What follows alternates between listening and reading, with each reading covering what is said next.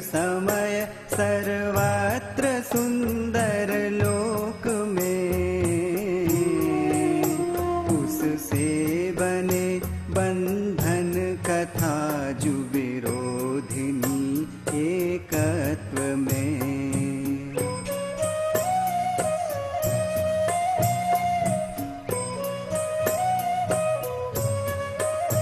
है सर्वश्रुत परिचित अनुभूत भोग बंधन की कथा,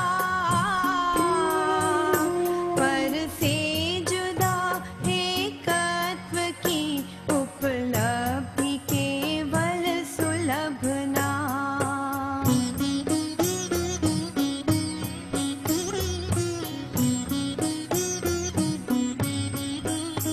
दर्शाऊं एक विभक्त को आत्मा तने निज विभव से,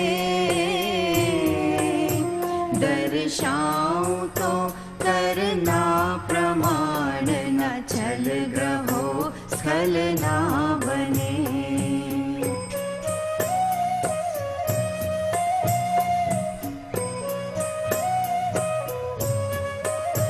नहीं अप्रमत्त प्रमत्त नहीं जो एक ज्ञायक भाव है,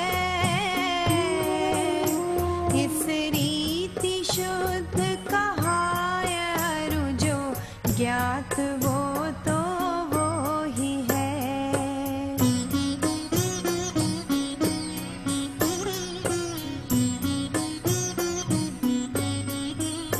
चारित्र दर्शन ज्ञान भी व्यवहार कहता ज्ञानी के, चारित्र नहीं दर्शन नहीं नहीं ज्ञान ज्ञायक शुद्ध है।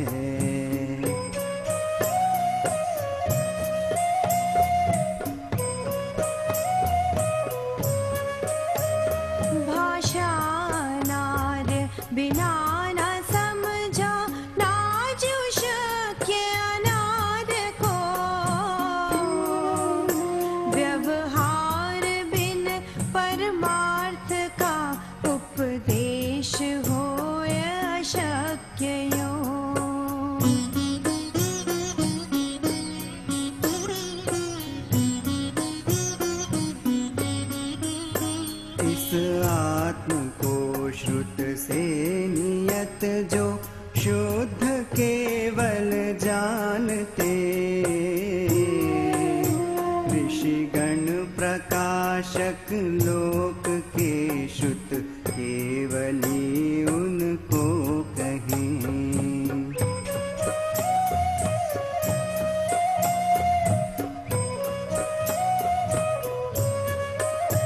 श्रुत ज्ञान सब जाने जो जिन श्रुत केवली उसको कहे। सब ज्ञान सो आत्मा ही है, श्रुत केवली उससे बने।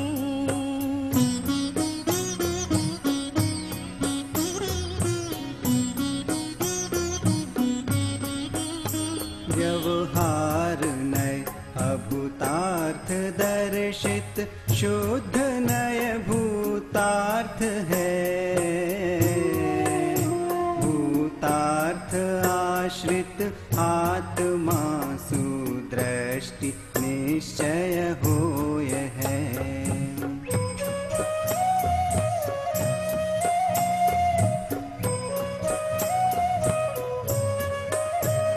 देखे परम जो भाव उसको शुद्ध नय ज्ञातव्य है। ठहरा जो अपरम भाव में व्यवहार से उपदिष्ट है।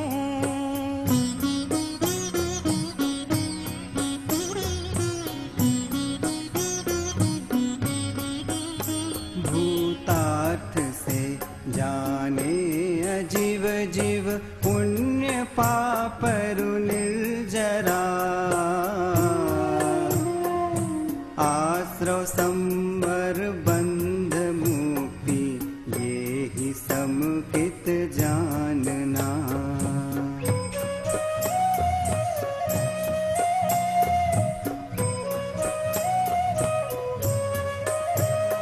अनबद्ध स्पष्ट अनन्य अरु जो नियत देखे आत्म को। अविशेष अनसंयुक्त उसको शुद्ध नय तू जान जो।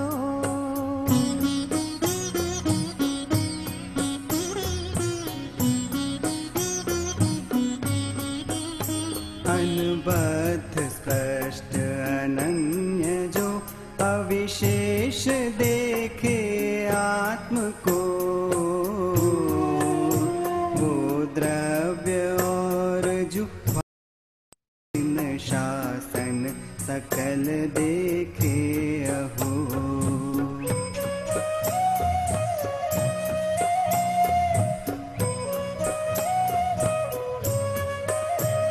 दर्शन सहित नित ज्ञान अरु चारित्र साधु सेविये। पर ये तीनों आत्मा ही केवल जान निश्चय दृष्टि में।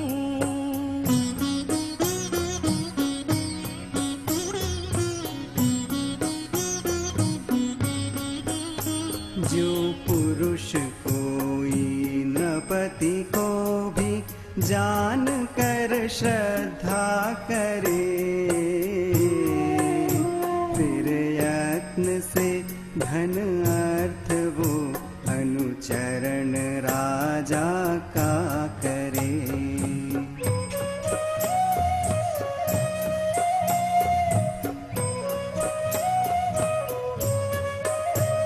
जीवराज को यों जानना, फिर श्रद्धना इस रीति से। उसका ही करना अनुचरण, फिर मोक्ष अर्थी यत्न से।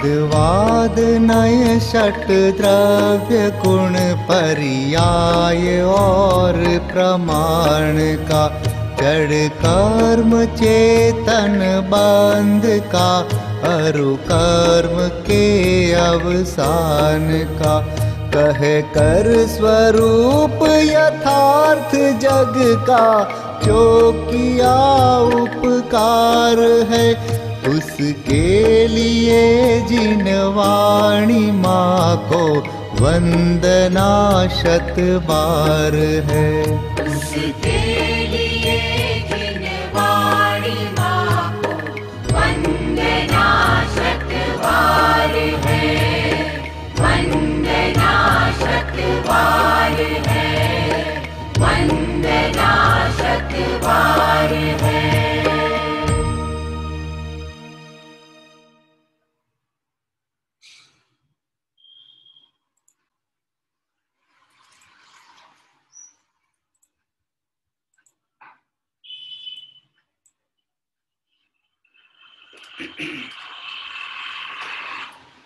सभी साधर्मी बंधुओं को जय जिनेन्द्र। आइए मंगलाचरण पूर्वक स्वाध्याय का आरंभ करते हैं। नमो अरिहंताणम, नमो सिद्धाणम, नमो आयरियाणम, नमो वज्रायाणम, नमो लोय सब साहूणम, उत्तम क्षमा मार्दव आर्जव भाव है, सत्य शौच संयम तप त्याग उपाव है, आकिंचन ब्रह्मचर्य धर्म 10 सार है, चहु गति दुख ते काढ़ मुक्ति करतार है, चहु गति दुख ते काढ़ मुक्ति करतार है।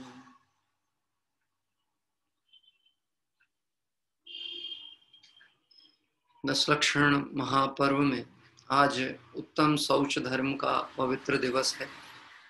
प्रतिदिन जब हम 10 धर्मों की चर्चा प्रारंभ करते हैं तो हम प्रतिदिन एक शब्द बार बार प्रयोग होता होगा, आपने ध्यान दिया होगा। आज क्षमा धर्म का पवित्र दिवस है, मार्दव धर्म का पवित्र दिवस है, आर्जव का पवित्र दिवस है, आज शौच धर्म का पवित्र दिवस है। शौच शब्द ही पवित्रता का द्योतक। वास्तव में देखा जाए पवित्रता है किसकी और अशुद्धता है किसकी। समय सार में आचार्य कुंद स्वामी ऐसा कहते हैं, अपवित्रता जब भी आती है वह परद्रव्य के संयोग से आती है, अशुद्धता परद्रव्य के संयोग से ही आती है। यानी वस्तु को यदि शुद्ध देखा जाए, एक रूप देखा जाए तो उसमें अपवित्रता है ही नहीं। अपवित्रता का कारण है बाह्य संयोग। परद्रव्य में एकत्व बुद्धि, ममत्व बुद्धि, अपनत्व बुद्धि, कर्तत्व बुद्धि, भोक्तत्व बुद्धि, यह अशुद्धता का मूल कारण है। एक बहुत सामान्य से उदाहरण से इस बात को अपन स्पष्ट तौर पे समझ सकते हैं। वह बात यह है कि प्योर दूध जो होता है ना, प्योर दूध कितने रुपए लीटर होगा? प्योर दूध का क्या भाव होगा? 50 रुपए लीटर। ठीक है, प्योर दूध का भाव 50 रुपए लीटर। उस दूध में आधा लीटर पानी मिला दिया गया तो दूध कितना हो गया? अच्छा 1 लीटर मिला लेते हैं, पर 1 मिला देंगे तो पता लग जाता है, इसलिए थोड़ा मिलाया जाता है तो पता भी नहीं लगता और काम भी चल जाता है। इसलिए आधा लीटर मिलाने की बात की थी। ये आधा लीटर पानी मिलाया 1 लीटर दूध में, तो आप बता सकते हैं कि दूध कितना हो गया? रतन जी साहब, दूध कितना हो गया? 1 लीटर है कि 1.5 लीटर है? 1 ही लीटर है। जब वो दूध वाला नाप करके आपको देगा तो कितना देगा? 1.5 लीटर देगा। आपके पास कोई ऐसी पद्धति है जिससे आप पता कर सको कि ये दूध 1.5 लीटर नहीं है, 1 लीटर ही है? संयोग से भिन्न करना है ना, भिन्न करोगे तो शुद्धता दृष्टि में आएगी कि वास्तव में वस्तु शुद्ध है कि नहीं। अब मिली हुई तो है, दौलत राम जी ने भी ऐसा ही लिखा है छड़ाला में, जल पय जो जिय तन मेला, पय भिन्न भिन्न नहीं भेला। क्या कह रहे हैं? जल पय जो जिय तन मेला, जैसे देह का और आत्मा का जो संयोग रूप अवस्था है वो ऐसी है जैसे दूध और पानी मिल गए, लेकिन मिले हुए होने पर भी मिले हुए नहीं है, क्योंकि दोनों के गुण अलग अलग है। यद्यपि दोनों पुद्गल की पर्याय हैं, लेकिन ये पुद्गल द्रव्य में भी अपने अपने गुण अलग अलग पड़े। आपने पढ़ा होगा जब गुणों का विषय चैप्टर पढ़ते हैं हम, तो द्रव्य में गुण कितने हैं? तो अनंत गुण हैं। उसमें सामान्य गुण अनंत हैं और विशेष गुण अपने अपने द्रव्यों में जो पाए जाते हैं वो भी है। क्या कह रहे? तो हर द्रव्य में सामान्य गुण भी है और विशेष गुण भी कुछ ना कुछ। तो दूध का जो गुण है वो पानी में नहीं है, जो पानी का गुण है वो दूध में नहीं है। दोनों मिले होने पर भी मिले हुए नहीं है, मिले हुए दिखते हैं पर मिले हुए नहीं है। कोई कला है जिससे आप पता कर सको कि प्योर दूध कितना है, बाह्य साधन के सहयोग के बिना। नहीं तो कोई कहेगा लैक्टोमीटर से डाल के हम पता कर सकते हैं। ये लैक्टोमीटर मैंने आज तक नहीं देखा क्या होता है। क्या कह रहे हैं? आपने देखा हो तो अलग बात है, मैंने देखा ही नहीं लैक्टोमीटर क्या होता है, जिससे दूध की वॉल्यूम पता किया जाता है कि इसमें दूध की मात्रा कितनी है। हम तो परंपरागत तरीकों से यदि बात करें तो जो लोग ग्रामीण क्षेत्र से जुड़े हुए होंगे, जिनके घर में दूध होता था और उसके बाद मावा निकाला जाता था, तो उनको पता होता था कि प्योर 1 लीटर भैंस का दूध होगा तो कितना मावा निकलने वाला है। बता सकते हो? हाँ, खबर है आपको? होंगे, आपको इतना तो जानकारी होगी, बहुत से लोगों को जानकारी होगी कि 1 लीटर प्योर दूध में लगभग 250 ग्राम मावा तो निकलता है। 1 लीटर प्योर दूध। अभी बोले 1.5 लीटर नाप के दिया और जब उसको उबाला तो जो नहीं था वो तो उड़ता गया और जो था वो बच गया। तो जो बचा उससे पता लग गया दूध की मात्रा कितनी थी। बात ख्याल में आ रही? दूध की मात्रा कितनी थी। अब भले कोई दूध वाला बहुत तर्क दे, क्या तर्क दे कि बोले साहब गाय ज्यादा पानी पी गई थी, हमारी समस्या नहीं है, तो ये तर्क लागू नहीं होता, क्योंकि जो मूल वस्तु होती है ना उसमें पर के संयोग, भले संयोग रूप अवस्था दिख जाए लेकिन उसमें प्रवेश नहीं करती।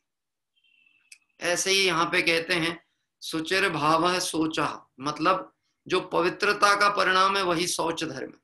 और पवित्रता स्वभाव है, प्रत्येक द्रव्य का स्वभाव पवित्रता है। प्रत्येक द्रव्य में अपने अपने स्वाभाविक पवित्रता पाई जाती है। यद्यपि इस देह को ऐसा कहते हैं 9 द्वार बहे घिनकारी, ये है शरीर अपवित्र, लेकिन इसके बाद भी अपवित्रता ही इसका धर्म है। क्या कह रहे? अपवित्रता इसका धर्म है।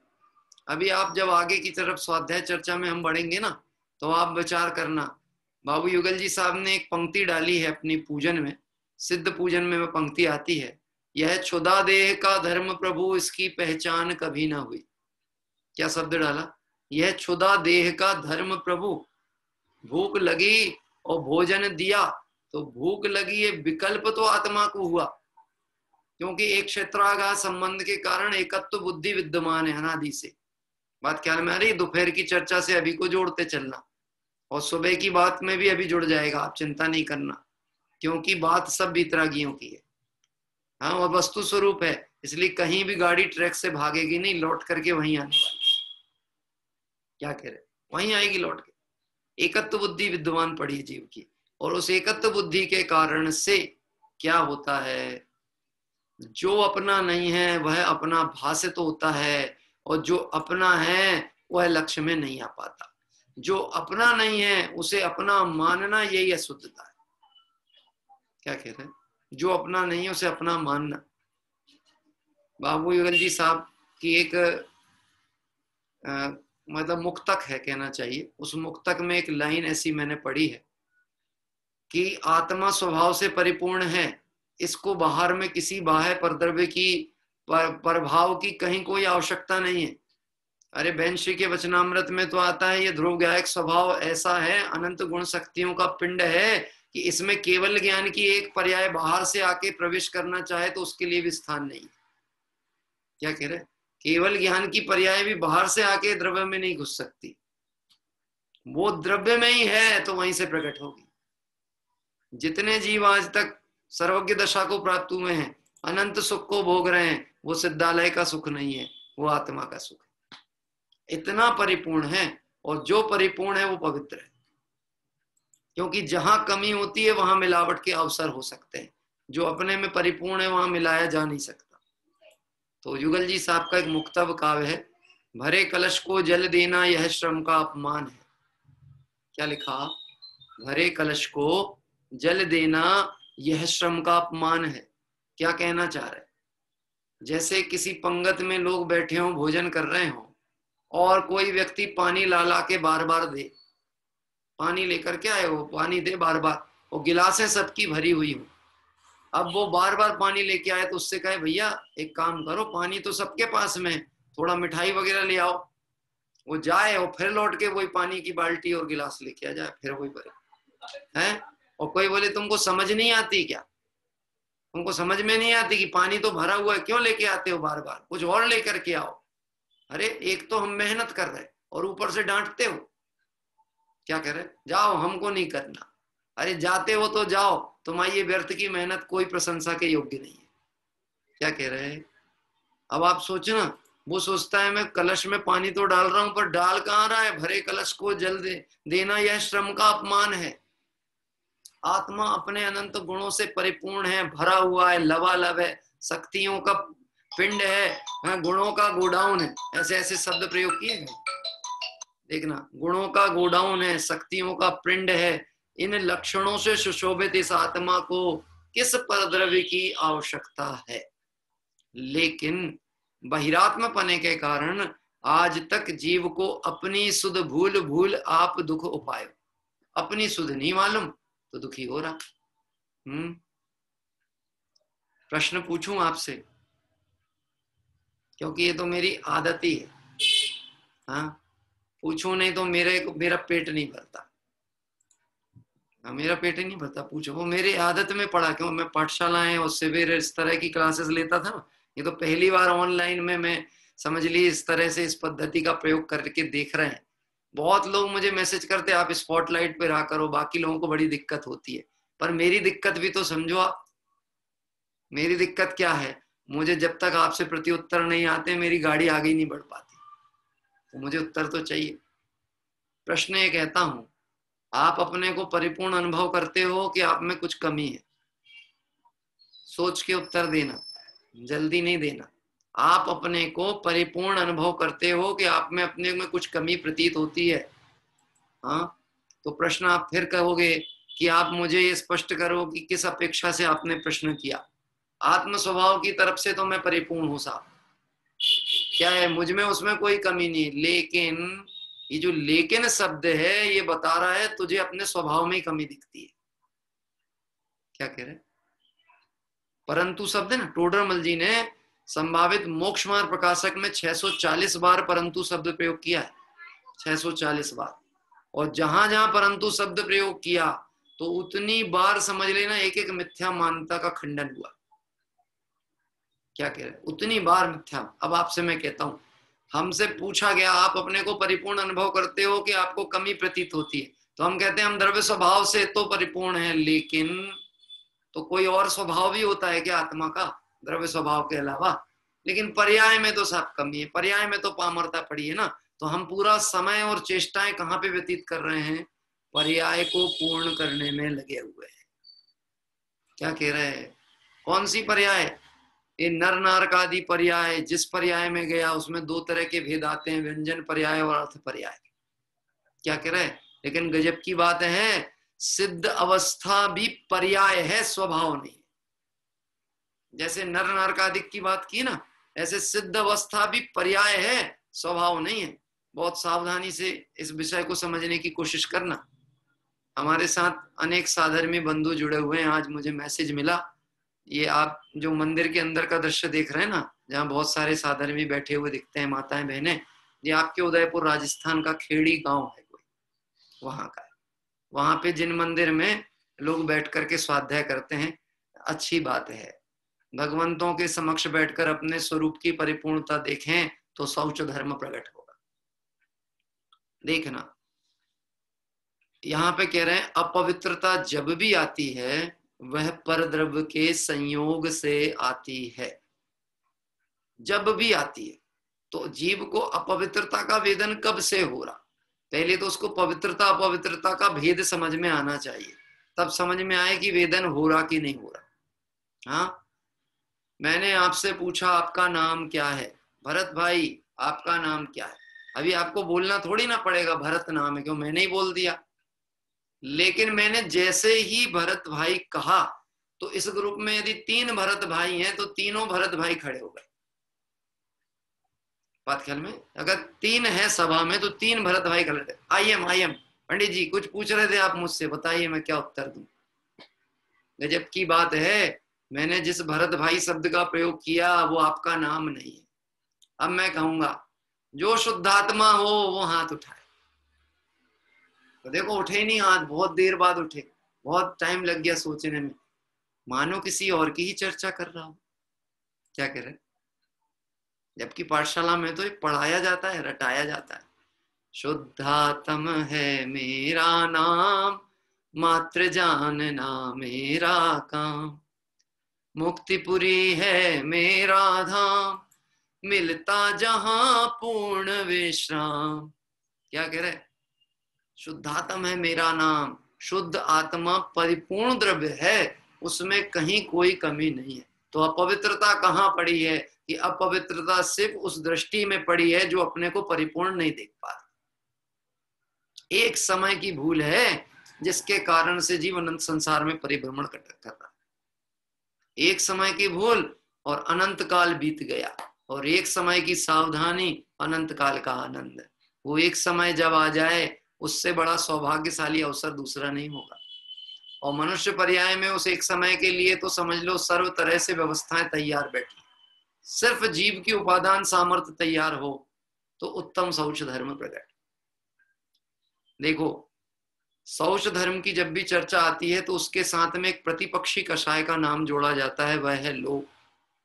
कल रात्रि में मुझे किसी ग्रुप का मैसेज आया जो अपने यूट्यूब वगैरह से जुड़े रहते हैं, रात्रि में 11:30 बजे करीब मैसेज आया, पंडित जी कल आप शौच धर्म लोगे कि सत्य धर्म लोगे, हमको डिक्लेयर करना है। हाँ, कौन सा धर्म लोगे आप? अब मैंने कहा कदाचित सत्य धर्म ले लिया तो क्या तकलीफ है, और शौच धर्म ले लिया तो भी क्या तकलीफ। नहीं आप कंफर्म कर दो साहब कि शौच धर्म होगा कि सत्य धर्म हो, कल का धर्म बता दो आप, फिर परसों का हम कल पूछ लेंगे आपसे। हाँ, गजब की बात है, आप विचार करना। और एक प्रश्न है, मैं प्रश्न है आपको विचार करने के लिए पॉइंट देता हूं मैं, आप विचार करो कल का धर्म कौन सा, आज का धर्म कौन सा है, या आज का धर्म शौच धर्म है। कल जो धर्म जो चला गया वो धर्म कौन सा था, आर्जव। क्या कह रहे हैं, कल का धर्म आर्जव धर्म चला गया, शौच धर्म अभी है, थोड़ी देर में वो भी चला जाएगा, फिर कल सत्य आएगा, फिर वो कल सत्य शाम को खत्म हो जाएगा रात में। गजब की बात है, अपनी परिपूर्णता लक्ष्य में नहीं लेता है तो धर्म को भी भेद प्रभेदों में यूनिट्स में बांट करके दुखी हो रहा। बात ख्याल में, अपवित्रता आ कहां से रही, अपने द्रव्य को परिपूर्ण नहीं देखता ना, इसलिए उसे पूरा करने के लिए लोभ कषाय जाग जाती है, कुछ मिल जाए कुछ मिल जाए कुछ मिल जाए। हाँ, कुछ चाहिए है कुछ। हाँ, पहले तो विचार करो कुछ चाहिए कि नहीं चाहिए, कुछ चाहिए कि नहीं चाहिए। दुकान क्यों खोलते हैं,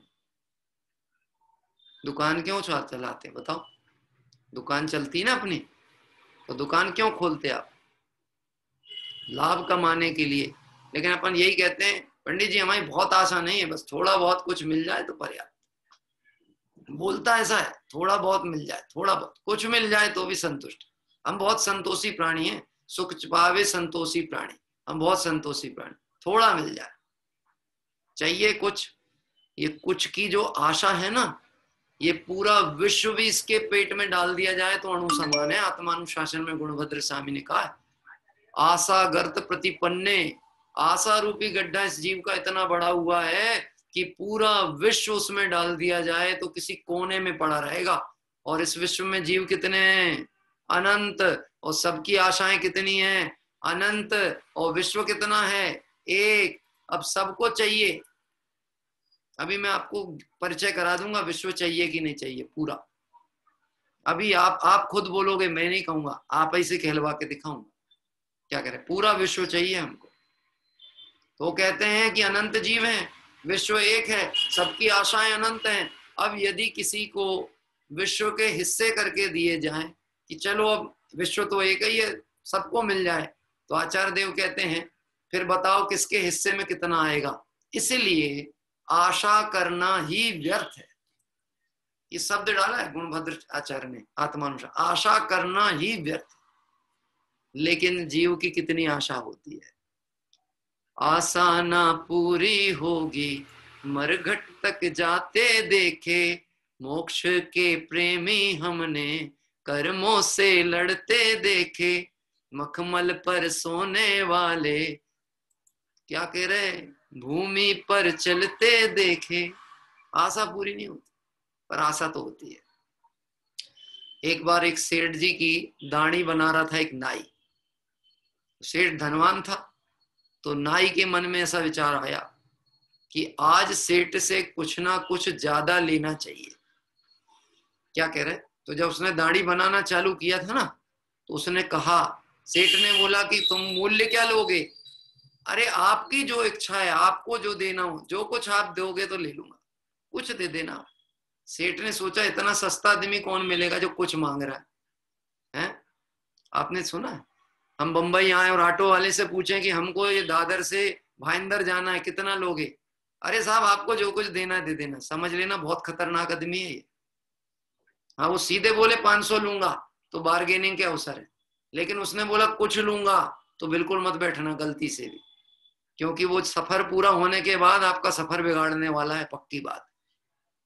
वो वहां जाके उसकी कुछ की वैल्यू नहीं मालूम, कुछ किसको कहते, आप काउंटिंग ही नहीं कर पाओगे कुछ मतलब क्या कहना चाह रहा था। ऐसा ही हुआ, सेठ की दाढ़ी बना रहा था वो नाई, और नाई ने बोला, सेठ ने बोला कितना लोगे? बोले कुछ दे देना। दाढ़ी बनने लगी, बन गई, और आखिरी में आई बात पेमेंट करने की, तो सेठ ने 50 रुपए निकाल के दिए। बोले ये नहीं लूंगा साहब। बोले तो क्या चाहिए? कुछ लूंगा। तो वो समझ गए कि ये ज्यादा मांग रहा है, तो 100 का नोट दिया। ये तो इससे तो काम नहीं चलेगा, कुछ लूंगा, कुछ लूंगा, 200 500। क्या कह रहे हैं? आपने वचन दिया था, नहीं तो ये रखा है उस तरह गर्दन पे रख दूंगा, कुछ लूंगा। अब सेठ तो बुरे फंस गए कुछ के चक्कर में। किसकी बात चल रही है? हाँ, ऐसा नहीं सोचना कि मैं कहानी सुना करके अपना टाइम क्रॉस करने की कोशिश कर रहा हूं। कुछ लूंगा, कुछ चाहिए, कुछ चाहिए। अब सोचते जाए ना, हम भी क्या क्या कुछ कुछ के चक्कर में लगे, कुछ चाहिए लगा। इतने में सेठानी मंदिर से आई, तो देखी कि कुछ ना कुछ गड़बड़ चल रहा है। ये कुछ का चक्कर सब बहुत खतरनाक, कुछ गड़बड़ है। अंदर पति को बुलाया सेठ को, क्या दिक्कत हो गई, क्या प्रॉब्लम है? बोले ये तो मुझे फंसा लिया, ये कहता है कि मैं कुछ लेकर के ही जाऊंगा, नहीं तो जाने नहीं वाला। अच्छा, तुमने कितना दिया? मैंने बोले मैंने तो बहुत कुछ दिया, पर वो लेने तैयार नहीं, कहता कुछ चाहिए, कुछ चाहिए। सेठानी मंदिर से आई थी ना, तो दिमाग तो ठीक ही होगा उसका, तो पक्की बात है। जिनको मंदिर जाने फुर्सत नहीं, उनको कुछ नहीं समझ में आता, लेकिन जो मंदिर जाते हैं उनको सब कुछ समझ में आता है कि ये है परिपूर्ण आत्मा। लौट के आई, चिंता नहीं करो। नाई से बोली, अरे भैया खड़े खड़े थक गए होगे, थोड़ा बैठ जाओ, जो चाहिए होगा सब दूंगी, मैं दूंगी, तुम चिंता नहीं कर। अंदर गई, दूध बनाकर लेके आई, और दूध में एक कोयले का टुकड़ा डाल के ले आई। जैसे ही उसको ला, लो दूध पियो। उसने कहा अरे इसमें तो कुछ पड़ा है। बोले कोयला निकाल और अपने घर भाग। क्या कह रहे? निकाल कोयला और अपने घर जा, मुंह काला कर यहां से। तेको कुछ चाहिए था ना, मिल गया तेको कुछ। अब विचार करना इस प्रश्न के द्वारा अपना चिंतन। हाँ, मुझे सुखी होने के लिए कुछ चाहिए, यानी ये निश्चित है मैं अपने को परिपूर्ण अनुभव नहीं करता। पहले एक था तो अधूरापन अनुभव होता था, तो फिर एक और किया, यानी एक संबंध जोड़ा, तो कुछ जोड़ा ना, कि बोले चलो एक साथी हो जाएगा तो फिर हमारे सुख दुख बांटने वाला होगा। मैं आपसे ईमानदारी से पूछता हूं, सुख दुख बढ़ते हैं कि बढ़ते हैं?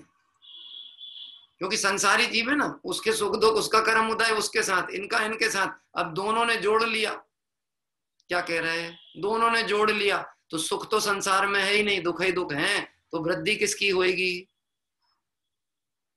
हाँ, जो लोग इस भ्रांति में ना बाल बच्चों का विवाह आदि कर देंगे तो हम निवृत्त हो जाएंगे, फिर हमारा कोई काम नहीं बचेगा। आप बिल्कुल निश्चिंत नहीं होना, आप कभी संसार से निवृत्त नहीं हो सकते, क्योंकि आप संसार बढ़ाते जा रहे हो, सोचते हो हम फ्री होने वाले। ब्याह हुआ नहीं कि ससुराल के संबंध और मामले चालू हो जाते आपके, फिर मरे में जाओ, जिए में जाओ, बर्थडे में जाओ तो इसमें जाओ तो उसमें जाओ। बोलो साहब, चाहिए था ना कुछ तो मिला कि नहीं? अब दुकान में बैठे हैं तो काय के लिए बैठे कि कुछ मिल जाए। यदि उदय प्रमाण जो आना है सो आएगा, और नहीं तो दिन भर बैठे रहना, कुछ नहीं मिलने वाला। ऐसा ही देखा आपने, अनुभव किया। ये जो बात हम कहते हैं सो अनुभव में आती है कि नहीं आती है? मैं नहीं कहता हूं, टोडरमल जी साहब प्रश्न पूछते हैं, आपको ये बात अनुभव में आती है कि नहीं आती है? अनुभव में आती है तो जागने के अवसर हैं, और यदि अनुभव में नहीं आती है तो तत्व सुन करके भी अनसुना कर देता है। जिनवाणी सुन के भी अनसुनी हो जाती है यदि अनुभव में नहीं आ रही बात। तो देखना, इस जीव के स्वभाव की परिपूर्णता लक्ष्य ना होने पर और पर्याय दृष्टि होने के कारण से स्थिति ऐसी पड़ी है कि इसकी लोभ कषाय चलती है, और यह लोभ कषाय जो है ये 5 इंद्रिय के विषयों संबंधी पड़ी हुई, 5 इंद्रिय के विषय संबंधी। मैं आपसे मतलब आगे बढ़ नहीं पाता हूं, फिर मन में आता है एक प्रश्न पूछता हूं। बोलो, आपके पास 5 इंद्रिय जनित घर में सामग्री है कि नहीं है? है कि नहीं है? कितनी है? कितनी है? काउंट किया आपने? कितनी है? अरे घर में ही तो बैठे हो, एक बार घर सर घुमा के देखो आप, ऐसा ऐसा घुमा के देखो ना। हाँ देखो, ऐसा घूम के देखो। आप चिंता क्यों करते हो? मैं कुछ नहीं कह रहा हूं आपसे, घुमा के तो देखो क्या क्या है आपके पास। ये जो कुछ आपको दिख रहा है ये आपने जो संग्रह किया था, ये काय के लिए किया था? सुखी होने को कि दुखी होने को? सुखी होने को कि दुखी होने को? कि सुखी होने को। इसका मतलब ये आपके अंदर दुख की अनुभूति चलती है। अब इतने में पूरा नहीं हुआ तो और बढ़ाऊं, और बढ़ाऊं, और बढ़ाऊं, और बढ़ाऊं, तो इसका मतलब महादुखी। जितनी लालसा, जितनी इच्छा, जितना लोभ, उतना बड़ा दुखी। अब मैं आपसे फिर प्रश्न पूछता हूं, बंबई के सबसे बड़े दुखी आदमी का नाम बताइए।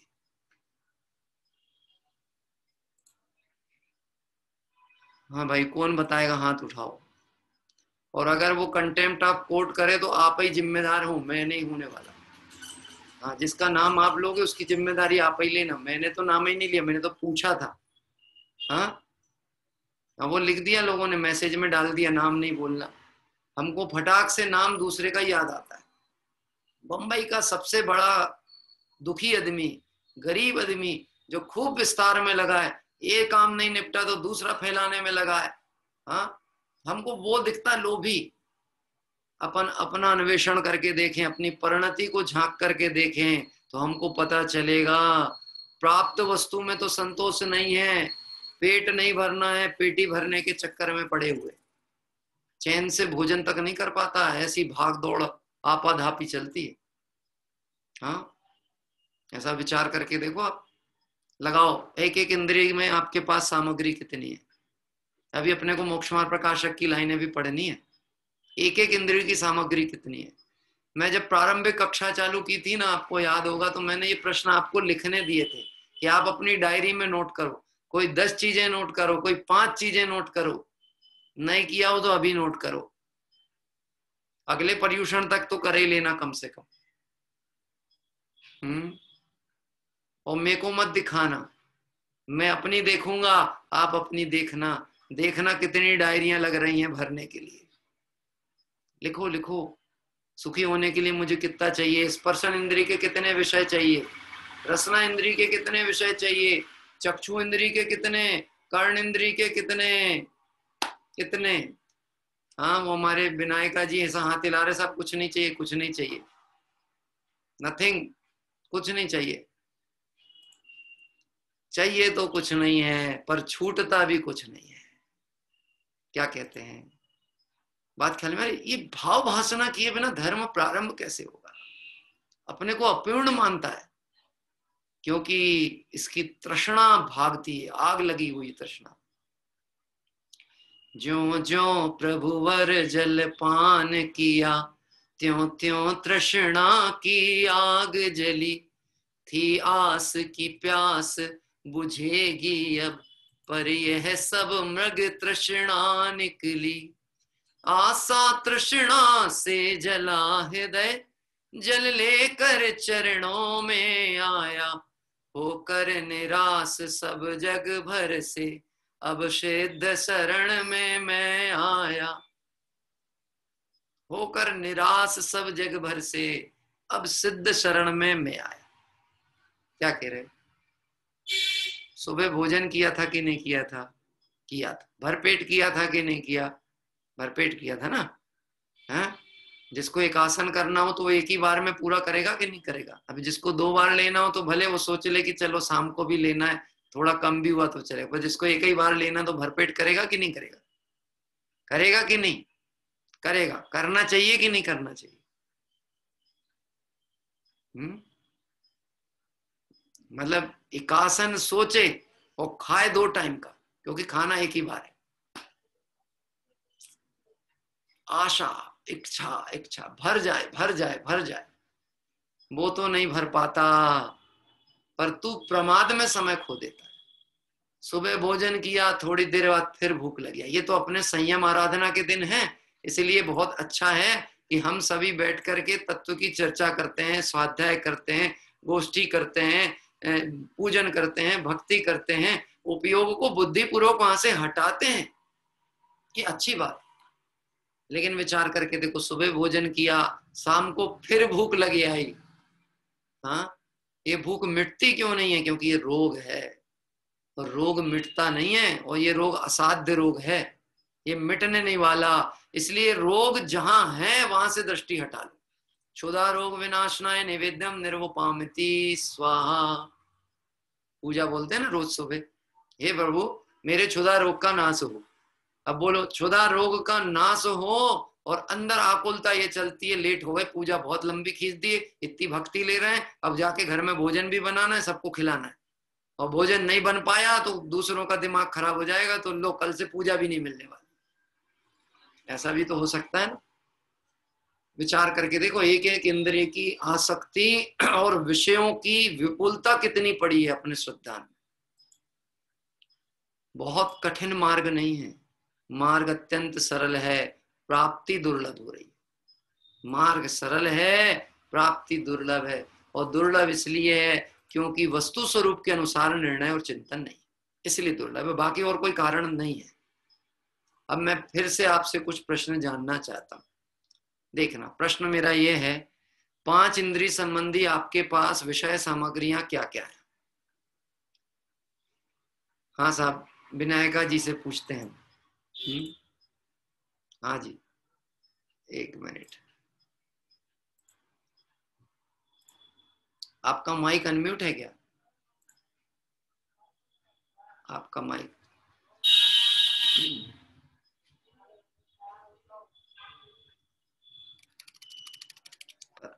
आपका देखिए, माइक अनम्यूट हो रहा है, आवाज नहीं, आवाज नहीं आ पा रही आपकी कुछ। 1 मिनट मैं देखता हूं कुछ। हाँ देखिए, अब आएगी।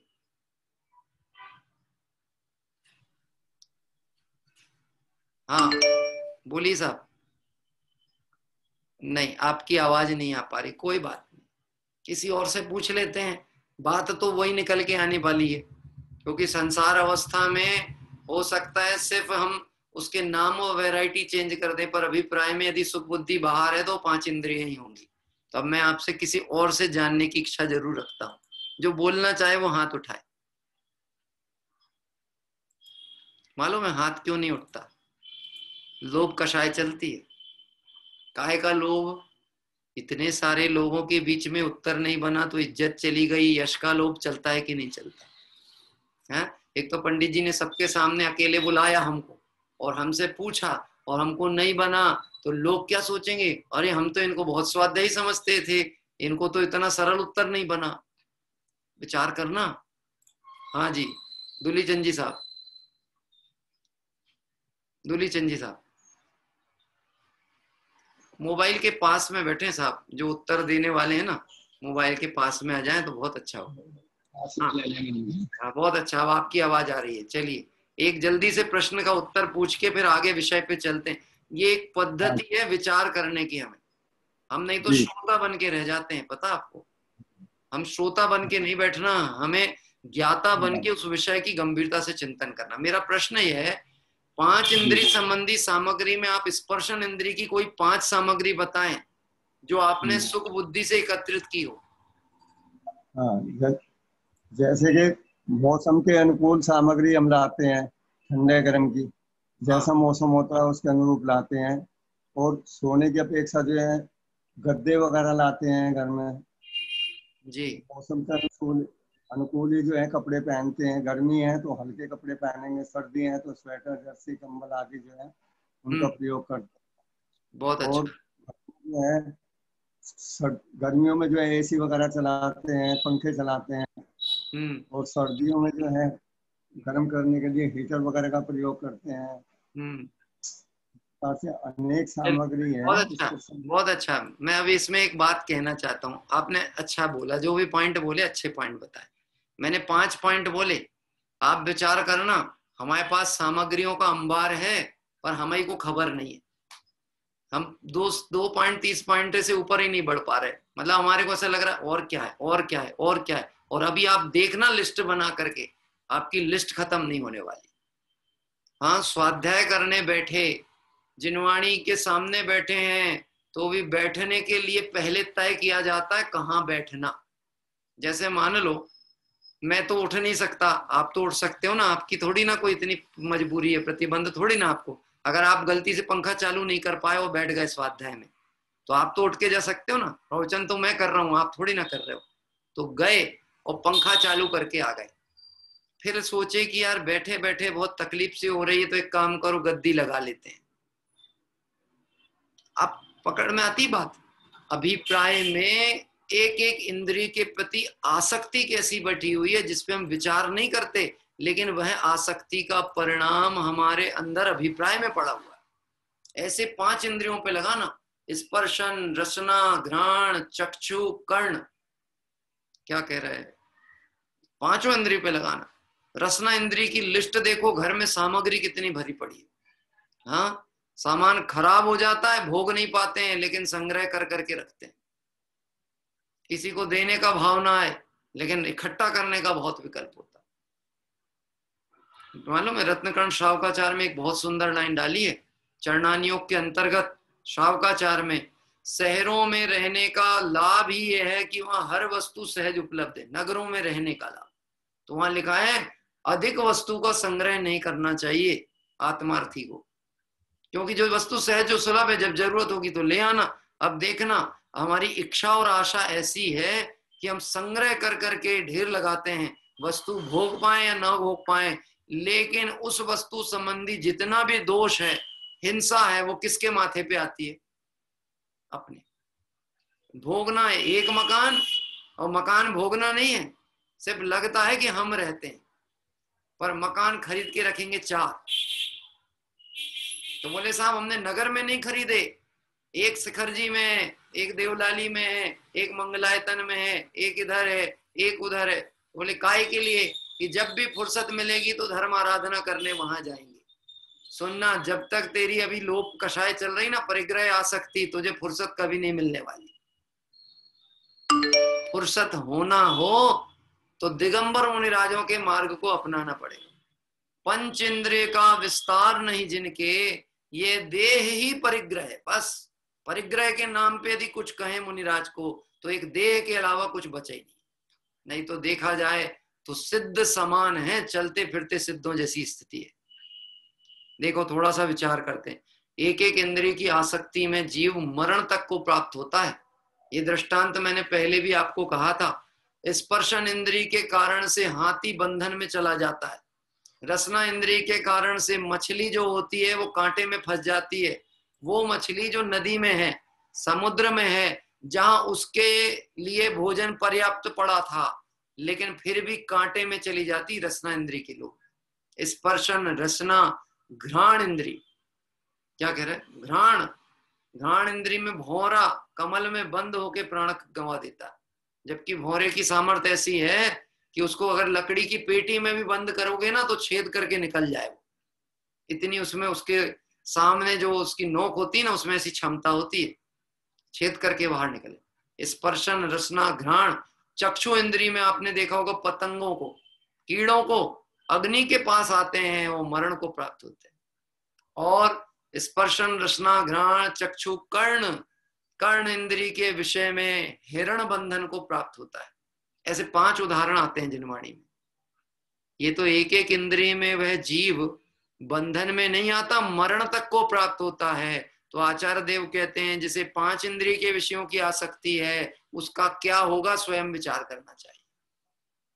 वो एक एक इंद्रिय की आसक्ति में मरण होता है, तो 5 इंद्रिय की आसक्तियां कहां ले जाएंगी? ये कल्पना, ये विचार, ये हमको करना पड़ेगा। भोग पाएंगे नहीं, भोगने की सामर्थ्य नहीं है, लेकिन संग्रह करने का जो तीव्र विकल्प है ये अधोगति लेकर के जाने वाला है। और ये सब इसके पीछे एकमात्र लोक कषाय काम करते हैं। देखिए थोड़ा सा पढ़ते हैं टोडरमल जी साहब ने क्या लिखा है इस विषय में। तथा जब इसके लोभ कषाय उत्पन्न होती है, सुनना बहुत सरल है, जब इसके लोभ कषाय उत्पन्न होती है तब इष्ट पदार्थ के लाभ की इच्छा होने से उसके अर्थ अनेक उपाय सोचता है। जो वस्तु इसको प्रिय है उसे संग्रहित करने, उसे इकट्ठा करने के लिए अनेक उपाय सोचता है। क्यों साहब? दुकान खोली थी ना दुकान, तो प्लेस डिसाइड किया था कि नहीं कहाँ खोलना चाहिए, दुकान अच्छी कहाँ चलेगी, खोज की थी कि नहीं की थी? दुकान के लिए जगह खोजी थी। राकेश जी साहब, विनायका जी, अब जो स्क्रीन पे दिख रहा है मैं उन्हीं से थोड़ा सा जानना चाहूंगा, दुकान चलाने के लिए जगह चयन की थी कि नहीं की थी? की थी। दुकान को व्यवस्थित तैयार किया था कि नहीं किया था? सजाया था कि नहीं? माल भरा था कि नहीं? किसके लिए किया था? कि बोले इससे जो धन आएगा उससे मुझे सुख होगा, तो मतलब धन की दृष्टि थी, उसके लिए सारा प्रयास किया। तो देखो लिखते हैं लोभ कषाय होती है तो इष्ट पदार्थ के लाभ की इच्छा होने से अर्थ अनेक उपाय सोचता है, उनके साधन रूप वचन बोलता है। ऐसी बात भी बोलेगा, भाई साहब उनकी इसलिए चल रही कि मेन मार्केट में बैठे हुए हैं। आपको पता है लॉकडाउन में भी बहुत से लोगों की चांदी हुई है। क्या बोलते साहब? लॉकडाउन में चांदी, हमारे तो बोनी नहीं हुई, हमारे बोनी नहीं हुई। हमारे मतलब आपकी बात नहीं कर रहा हूं मैं, तो अपनी से बता रहा हूं, सही बता रहा हूं। मेरा जो व्यापार है ना वो व्यापार मतलब कहना चाहिए नेसेसिटी वाला नहीं है, नेसेसिटी वाला काम नहीं है। नेसेसिटी वाली चीजें हो, भोजन हो, दवाई हो, औषधि हो, उसके लिए आदमी दौड़ लगाएगा। हाँ तो आप समझना, हम तो ये कहेंगे हमारी तो बोनी नहीं हुई और दूसरों की चांदी चल रही है।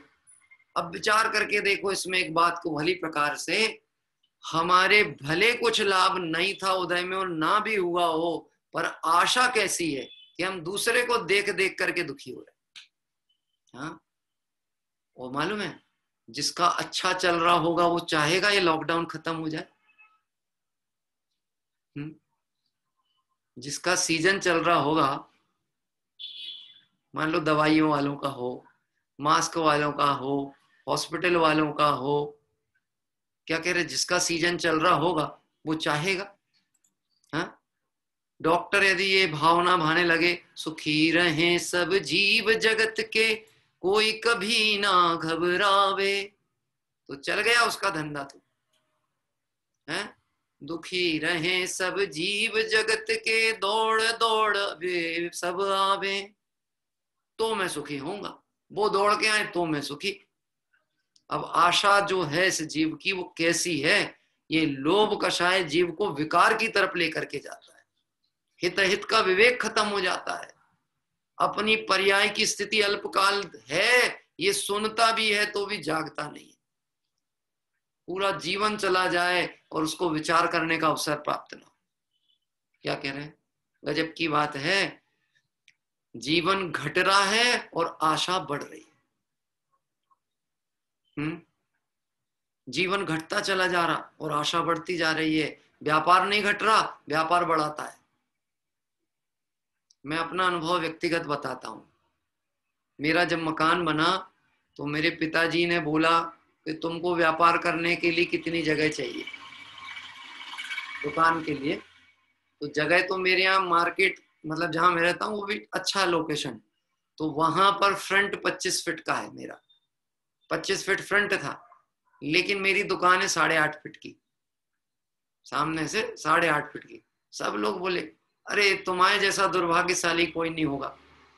उस समय उस प्रवाह में लोगों की सुनो ना तो आपको भी ऐसा लगता है यार बोल तो सही रहे, इतनी अच्छी लोकेशन पे बैठे हैं तो अपने को तो बड़ी करना चाहिए। जितनी बड़ी करेंगे उतनी चलेगी, जितनी ज्यादा चलेगी उतना आएगा, और जितना आएगा उतने ज्यादा सुखी होंगे।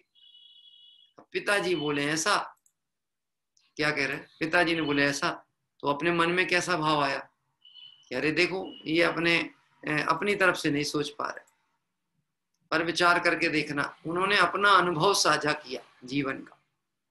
यदि इस विस्तार में बहुत उलझ गए तो जो लक्ष्य है, जो आत्मित का लक्ष्य है, वो ओझल हो जाएगा। कि ये काम थोड़ा कम भी हो और वो लक्ष्य सर्वोपरि रहे तो अपना हित होने के पूरे अवसर। बात ख्याल में आती।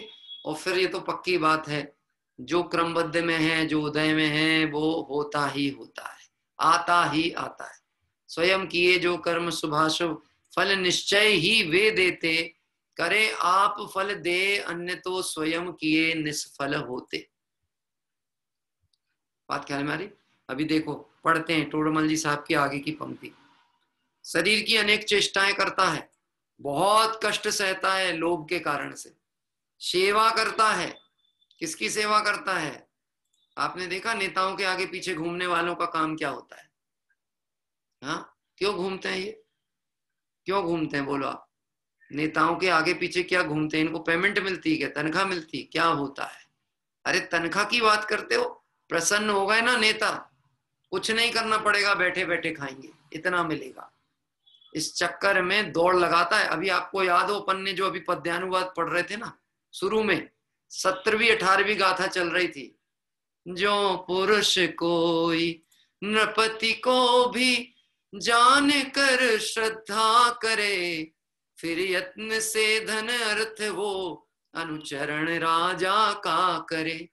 जीवराज को यो जाने ना फिर श्रद्धना, इस रीति से उसका ही करना अनुचरण, फिर मोक्ष अर्थी यत्न से। जैसे कोई पुरुष राजा को पहचान कर उसकी सेवा करता है। पहचानने का मतलब समझते हो क्या कहना चाह रहे हैं? ये जानता है कि राजा धनवान है, इसकी सेवा करूंगा, ये खुश हो गया तो मुझे कुछ नहीं करना पड़ेगा, बैठे बैठे खाऊंगा। इसके लिए उसकी दौड़ लगाता है। तो ऐसा दृष्टांत दिया आचार्य कुंद कुंद स्वामी ने, जैसे तू राजा को जानकर उसकी सेवा करता है कि उससे धन का लाभ होगा, ऐसे तू अपनी आत्मा को पहचान, तुझे मोक्ष का साम्राज्य मिलेगा। क्या मिलने वाला है? तुझे मोक्ष का साम्राज्य मिलेगा, और ऐसा मिलेगा जो अक्षय अनंत होगा, कभी नष्ट नहीं होने वाला। एक बार प्रकट हुआ तो अनंत काल, क्या कह रहे, रहिए अनंता अनंत काल यथा तथा शिव परिणय। लेकिन ये हो कैसे? जब तक लोभ कषाय चले तब तक ये कार्य होने वाला नहीं। तो देखो लिखा है, बहुत कष्ट सहता है, सेवा करता है, विदेश गमन करता है, जिसमें मरण होना जाने वह कार्य भी करता है। जिसमें मरण होना जाने वह कार्य भी करता है, जिनमें बहुत दुख उत्पन्न हो ऐसे प्रारंभ करता है। हाँ क्यों साहब, बिजनेस में तो सुखी हो कि नहीं हो आप? बिजनेस से तो संतुष्ट हो कि नहीं आप? माताएं बहनें थोड़ी ना बताएंगी, वो उनको थोड़ी ना करना, जो कर रहा है वो बताएगा। वो तब तो पतिदेव घर में आकर के फिर जब कोई बात बिगड़ जाती है, तुमको क्या है, तुम तो घर में बैठी हो, बाहर तो हमको झेलना पड़ता है ना। हम दौड़ लगा रहे हैं, हमको पता कितनी समस्या है। पैसा कमाना आसान है क्या? तुम लोगों को तो उड़ाना ही उड़ाना दिखता है। ऐसे ही उत्तर देते हैं, ऐसा बोल देता है। तुम लोगों को क्या लिस्ट पकड़ा दी, हमको पता है कितनी कठिनाई होती है बाहर। अब मैं आपसे एक प्रश्न पूछता हूं, जिस विषय पदार्थों को, जिस व्यापार को तूने सुख बुद्धि से बढ़ाया, उसमें तुझे सुख मिलता है कि नहीं मिलता? तू अपनी अंतरात्मा से प्रश्न पूछ। क्या कह रहे हैं? भोगों को अमृत फल जाना, विषयों में निस दिन मस्त रहा, उनके संग्रह में हे प्रभुवर मैं व्यस्त त्रस्त अभ्यस्त रहा। 3 शब्द हैं। व्यस्त इतना रहा कि बोले साहब 10 लक्षण पर हुए, थोड़ा टाइम निकालो। पंडित जी क्या करें, मजबूरी है, सीजन टाइम भी है। व्यस्त, अच्छा तो सुखी तो हो रहे होगे ना, क्या करें साहब, भोजन भी नहीं कर पाते, त्रस्त भी है बहुत, फिर भी अच्छा। अब जब दुखी हो तो छोड़ दो, क्या करें, अभ्यस्त भी वही है। जाएंगे तो वहीं, भैंस कहाँ पानी में, भैंस कहाँ पानी, भैंस कहाँ पानी में कहावत है, पता है क्या कहना चाहते? आपने भैंस को देखा कहाँ रहती है, ज्यादा समय कहाँ डूबी रहती भैंस? हाँ, कीचड़ में। तो ये 5 इंद्री के विषय ये सब क्या है? कीचड़। और वो उसमें कौन डूबा हुआ है? भैंस। कौन डूबा है? अरे इतनी तो हिम्मत अब बननी चाहिए साहब। भैंस की बात नहीं करते अपनी, भैंस कहाँ पानी में, कि बोले साहब बहुत समझाया, बहुत बताया, आचार्यों ने करुणा की, सुगम मोक्ष का मार्ग बताया, और फिर वो दौड़ के भागा, वहीं जाकर के पड़ा हुआ है। हाँ, कितना ही उसको नहला लेना, कितना ही व्यवहार चरणानियोग करा देना, कुछ कर देना, पर अभिप्राय में भी पर्याय बुद्धि पड़ी है तो भैंस कहाँ पानी में। नहलाए धुलाया भैंस को बहुत अच्छे से, साफ सुथरी किया, और जैसे ही छूटी तो जाके कहाँ घुसी? कीचड़ के अंदर। ये जीव अनंत बार समो शरण में गया, वीतरागी भगवंतों की दिव्य धनी सुनी, उत्कृष्ट उपदेश दाता का सानिध्य मिला, इससे अच्छा ये योग संयोग दूसरा नहीं था। वो सब उसको पुण्य प्रमाण मिल गए, लेकिन फिर भी भैंस कहाँ? हाँ, भैंस कहाँ? अरे बोलो साहब, पानी। हाँ, किसकी बात चलती है? ये बात बार बार ध्यान रखना, बार बार। देखो अपनी तरफ से सोचोगे तो बुरा नहीं लगने वाला, और दूसरे को कहोगे तो उसे बुरा लगेगा। आप हमारे बारे में ऐसा कैसे बोल सकते हैं? आप हमारे बारे में, लेकिन मैं अपने बारे में तो सोच सकता हूं ना, इसके लिए तो मेरे को कोई नहीं रोक सकता। मुझे इस पर्याय में अपनी आत्मा का कल्याण करना ही है, मुझे अपनी इस पर्याय में आत्मा का कल्याण करना ही है। और मेरे आत्मा का कल्याण जिनवाणी के अभ्यास से ही हो सकता है, इसलिए मैं निरंतर जिनवाणी का अभ्यास करूंगा। मैं जिनवाणी का अभ्यास आत्महित की भावना से करूंगा, अन्य किसी लौकिक प्रयोजन से नहीं कर। ये प्रतिज्ञा है अपनी। जो बाद में जुड़े थे भाई उनकी भी हो गई, और जिनने पहले ले ली थी उनको स्मरण में आ गई। क्या कह रहे हैं? और जिसको नहीं है प्रतिज्ञा लेना वो हाथ उठा देना। जिसको ये प्रतिज्ञा नहीं लेना हो जो मैंने बोला वो हाथ उठा दो। मुझे इस पर्याय में अपनी आत्मा का कल्याण करना है, जिसे नहीं करना वो हाथ उठाओ। और नहीं उठा रहे इसका मतलब आप सब प्रतिज्ञाबद्ध हो गए हो अब। और टोडरमल जी साहब कहते हैं नियम लेने से नियम तोड़ने का पाप बड़ा है। प्रतिज्ञा लेके प्रतिज्ञा तोड़ोगे तो बहुत बड़ा पाप होने वाला है। तो क्यों तोड़ेंगे? जिसमें अपना हित है वो प्रतिज्ञा क्यों तोड़ेंगे? क्या कह रहे हैं? क्यों तोड़ेंगे भाई? देखिए और पढ़ लेते हैं, 1-2 पंक्तियां, बहुत अच्छी पंक्तियां डाली हैं। विदेश गमन करता है लोभ में आकर के। कहाँ जाता है? विदेश। इस लोभ में जीव की स्थिति ऐसी गजब की होती है। डॉक्टर साहब कहते हैं, बड़ा अच्छा विवेचन उन्होंने किया पंचकल्याणक में। पहले तो अपने गांव की मिट्टी के बर्तन में खाना खाता था, फिर इसका पुण्य इतना हीन हुआ कि इसको अपने देश की मिट्टी भी नसीब नहीं होती। अब ये चीनी मिट्टी के बर्तन में खाता है। वो कहता है स्टैंडर्ड स्टैंडर्ड। पहले सोने चांदी के बर्तन होते थे लोगों के पास। क्या कह रहे? फिर वो घटा, थोड़ा पुण्य घटना चालू हुआ पंचम काल में, तो अब उसकी किस्मत में नहीं बचा, तो वो फिर आ गया स्टेनलेस स्टील। मतलब स्टील भी कैसा? स्टेनलेस। स्टेनलेस स्टील पे आया। फिर स्टेनलेस स्टील से भी उसको लगा थोड़ा और स्टैंडर्ड बढ़ना चाहिए, तो क्रॉकरी पे उतरा। और वो क्रॉकरी भी कौन सी? अपने देश की मिट्टी की बनी हुई नहीं, उस देश की मिट्टी जहां नारी संस्कृति चलती है, जहां भ्रष्टता चलती है, जहां हो सकता है बॉर्न चाइना का यूज किया जाता हो। क्या करें, वो करते हो तो उसमें आश्चर्य की क्या बात। ये सब लोभ कषाय विदेश गमन करता है। आपको पता है, मैं प्रथमान योग से एक प्रसंग आपको कहता हूं। अष्टानी का पर्व आते थे, रावण तक का जीव, जो रावण थे ना, रावण, रामचंद्र जी रावण, अष्टानी का पर्व 10 लक्षण पर्व आए और गए तो थे युद्ध के लिए, लेकिन ध्यान करते, सिद्ध चक्र विधान करते और बैठ करके आराधना करते। युद्ध छूट गया, कषाय छूट गई, उतने दिन कोई किसी का भला बुरा नहीं करना, कोई विकल्प ही नहीं करना। किसी ने कहा कि ये जो रावण है ना, ये रिद्धि प्रकट कर लेगा, ऐसे में तो रामचंद्र जी को आके कहा रिद्धि प्रकट कर लेगा, इसकी जो क्या कहते तपस्या भंग कर दो, आपकी सामर्थ है। रामचंद्र जी ने इतना अच्छा उत्तर दिया, शत्रु भी हो तो उसकी धर्म आराधना में भंग नहीं करूंगा। और ये शत्रु नहीं है, ये शत्रु नहीं है, उसने जो कार्य किया है उसका फल वो भोगेगा, मैं अपना कर्तव्य करने निकला। क्या कह रहे, मेरे को ये नहीं समझ में आता, युद्ध लड़ने निकले थे कि क्षमा धर्म का प्रचार करने निकले थे? हाँ, बात ख्याल में आती है? ज्ञानी की परिणति गजब होती,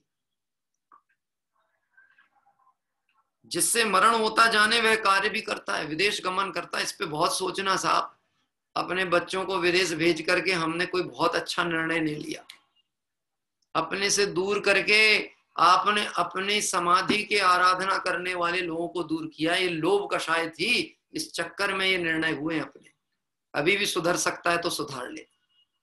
क्या कह रहे हैं? बोलो, मैं आपसे एक अपेक्षा करता हूं, एक प्रश्न पूछता हूं। आपका बेटा विदेश से हर महीने 5 लाख रुपए आपके अकाउंट में डाले, लेकिन आपके कष्ट में और तकलीफ में आपके पास आकर के बैठ के 2 शब्द ना सुना सके, आपके माथे पर सर पे हाथ ना फेर सके, एक गिलास पानी ना पिला सके, तो वो 5 लाख आपकी छाती पे रख देंगे तो सुख होगा कि नहीं होगा? है? होगा कि नहीं होगा? कहते हैं देखो, इस लोभ कषाय में विदेश गमन करता है, मरण होता जाने तो भी वैसे कार्य करता है। हाँ?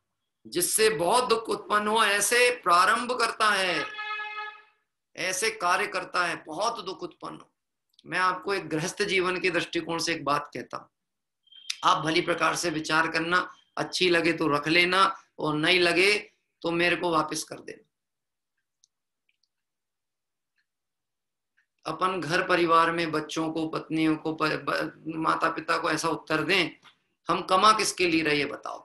जैसे उन्होंने बोला ना कि थोड़ा समय निकाला करो, घर में बैठा करो, ये करो वो करो, तो सही में चिंतन करने की बात है ये प्रश्न के ऊपर।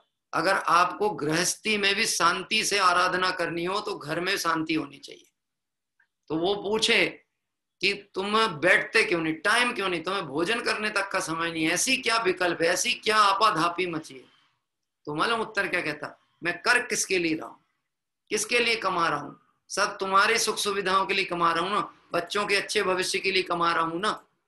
मैं एक बात कहता हूं, थोड़ा अपने लिए भी कमाओ, थोड़ा अपने लिए भी रखो, थोड़ी अपनी भी सुरक्षा करो, थोड़ा समय अपने लिए भी लगाओ, ताकि अंत समय आए और पाप का उदय आ जाए और जिनके लिए कमाया था वो साथ ना बैठे, तो ये धर्म तुम्हारे साथ। लेकिन ये समय पे करना चाहिए। कहा मान ले रे मेरे भैया, भव भव रुलने में क्या सार है, तू बन जा बने तो परमात्मा, तेरे आत्मा की ये आवाज है। कुछ धर्म कमाई कर ले, विषयों का तो बेड़ा पार है। विषयों में तो बेड़ा ही पार होने वाला है। कुछ धर्म कमाई कर, और वो धर्म कमाई के लिए कहीं जाना नहीं है। धर्म आत्मा का स्वभाव है। देखिए, विदेश गमन करता है, जिससे मरण होना जाने वह कार्य करता है, जिससे बहुत दुख उत्पन्न हो ऐसे प्रारंभ करता है, तथा लोभ होने पर पूज्य व इष्ट का कार्य भी हो वहां भी अपना प्रयोजन साधता है। एक एक पंक्ति में ऐसा माल भरा है जिसपे आप विचार करो तो आपको आश्चर्य होगा। मेरे को एक ऐसा केस सुनने मिला था, एक ये कहना चाहिए शिक्षा विभाग में आपको जानते होंगे कि डीओ ऑफिस होता है।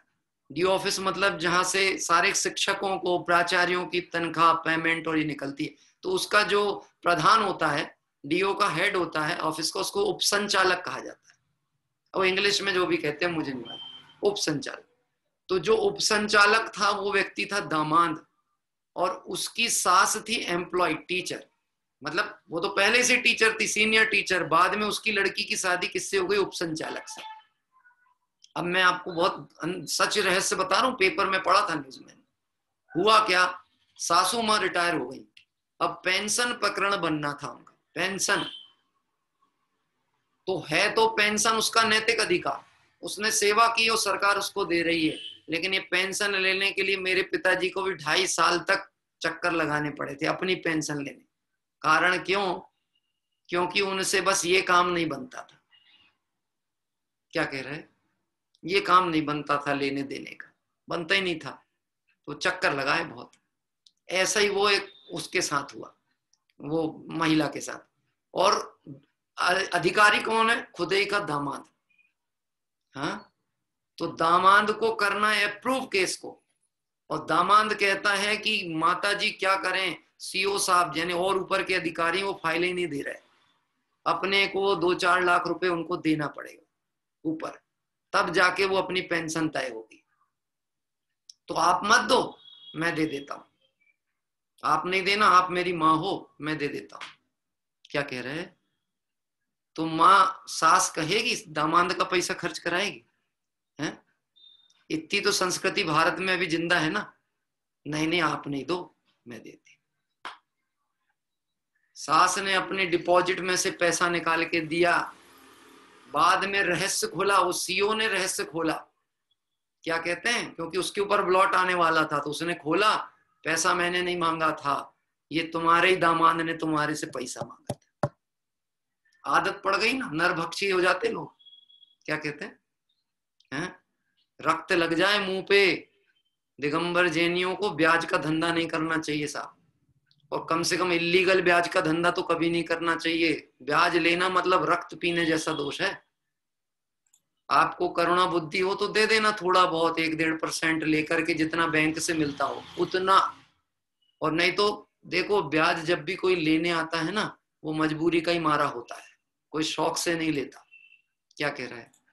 वो तकलीफ में है तो अपने घर का सामग्री रख के आपसे अपेक्षा करता है कि आपसे थोड़ा सहयोग बन जाए। हम उस व्यक्ति की उस मजबूरी का फायदा उठाएं और फिर उस पैसे को मंदिर में दान दें। हम मंदिर नष्ट करने के परिणाम वाले लोग। क्या कह रहे हैं? ये मंदिर धर्म प्रभावना नहीं कर सकता जहां ऐसा पैसा लगेगा। जहां ऐसे लोग इन्वॉल्व होंगे वहां काम ही नहीं होने वाला। वहां कषाय होंगी, लड़ाई होंगी, प्रपंच मचेंगे, कोर्ट केस होगा, लड़ाई झगड़ा होगा। क्यों? जिन भावनाओं से चीज आई है वो भावनाएं कभी अच्छे कार्य करने नहीं देंगी। ये लोभ ऐसा है जो जीव की भावनाओं को मारता है। समय तो हो गया और बात पूरी नहीं हुई। क्या करें? लोभ पाप को बाप पखाना, बहुत लंबी कहानी है लोभ की। हाँ, कभी अवसर मिलेगा तब विचार करेंगे, पर पंडित साहब की लाइनें पूरी पढ़ देता हूं बस, और कुछ नहीं। लोभ होने पर पूज्य इष्ट का भी कार्य हो, वहां अपना प्रयोजन साधता है, जिसका उदाहरण अभी अपन ने सोचा। कुछ विचार नहीं रहता, और तथा जिस इष्ट वस्तु की प्राप्ति होती है उसकी अनेक प्रकार से रक्षा करता है। मर पच करके भी रक्षा करना चाहता है। प्राण चले जाएं तो भी प्रॉपर्टी नहीं जानी चाहिए। यदि इष्ट वस्तु की प्राप्ति ना हो या इष्ट का वियोग हो तो स्वयं संतापवान होता है।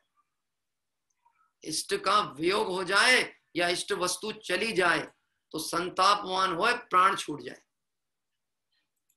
हाँ, पैसा खुदा तो नहीं है, पर खुदा से किसी मामले में कम भी नहीं है। मैं नहीं कहता।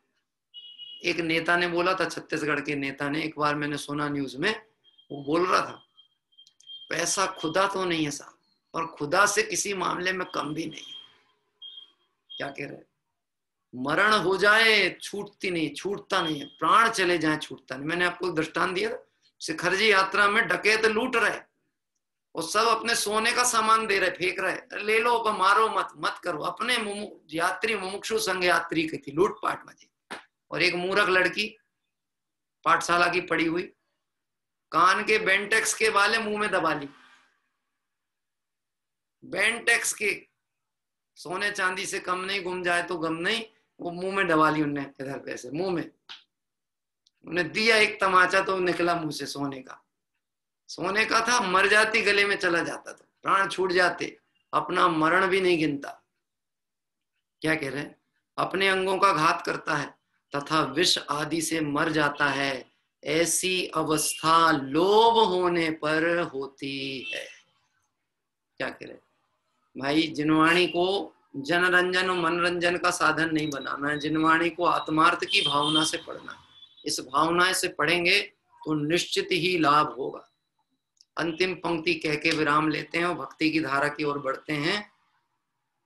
अति उपसर्ग करता के प्रति भी क्रोध नहीं, वंदे चक्री तो भी होए न मान, जब माया के प्रति माया साक्षी भाव की, लोभ भाव प्रति हो निर्लोभ स्वभाव, जब अपूर्व अवसर ऐसा किस दिन आएगा, अपूर्व अवसर ऐसा किस दिन आएगा। आइए आज की भक्ति के लिए बढ़ते हैं। आपसे सिर्फ इतना अनुरोध है, 10 धर्म की पूजा की आज पंक्ति नहीं हो पाई, आप उसको पढ़ना, विचार करना, उसमें कहीं कोई बात में क्लिष्टता समझ में आए तो आसपास वालों से पूछना, और ना उत्तर मिले तो मुझे भेजना, मुझे ज्ञान में होगा तो मैं आपका समाधान करने की कोशिश करूंगा, लेकिन करना जरूर, इतना मेरा आपसे ऐसी अपेक्षा है। आइए चलते हैं अनिल जी, मीना जी दिल्ली, जो कि आज की जिनेंद्र भक्ति लेंगे जी। थोड़ा सा आपका हाथ उठा लें तो मुझे खोजने में सरलता होगी। दिल्ली से अनिल जी साहब, हाँ आपका माइक अनम्यूट करें।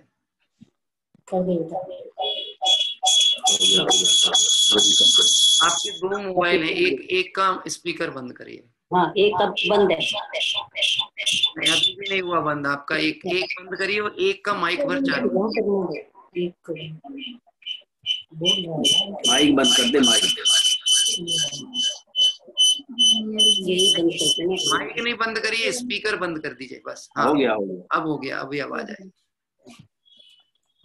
बोल। आ रही है जी आवाज हमारी भैया? जी आ रही बिल्कुल क्लियर आ रही है। आप चालू करिए, प्रारंभ। अहो जिन्हें राज मेरे ज्ञान में है आए, अहो जिन्हें राज मेरे ज्ञान में है आए, परमानंद मेरे ओर न समाए, परमानंद मेरे ओर न समाए। मोह शोभ आदि सब दोषों से हीन है, मोह शोभ आदि सब दोषों से हीन है, ज्ञान में निज आनंद माई लीन है, ज्ञान में निज आनंद माई लीन है।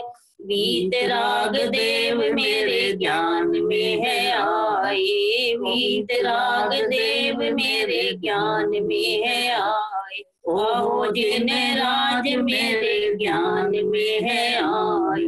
लोक अरु अलोक ज्ञान माई प्रतिभा से, लोक अरु अलोक ज्ञान माई प्रतिभा से, 3 काल युग पथ प्रत्यक्ष भासे, 3 काल युग पथ प्रत्यक्ष भासे। सर्वज्ञ देव मेरे ज्ञान में है आए, सर्वज्ञ देव मेरे ज्ञान में है आए, अहो जिन राज मेरे ज्ञान में है आए, अहो जिन राज मेरे ज्ञान में है आए। नहीं होवे जिनके ज्ञप्ति ज्ञप्ति परिवर्तन नहीं होवे जिनके, ज्ञप्ति परिवर्तन चैतन्य चैतन्य अरुचित विवर्तन, चैतन्य चैतन्य अरुचित विवर्तन, चिद्रूप प्रभु मेरे ध्यान में है आए, चिद्रूप प्रभु मेरे ज्ञान में है आए। अहो जिन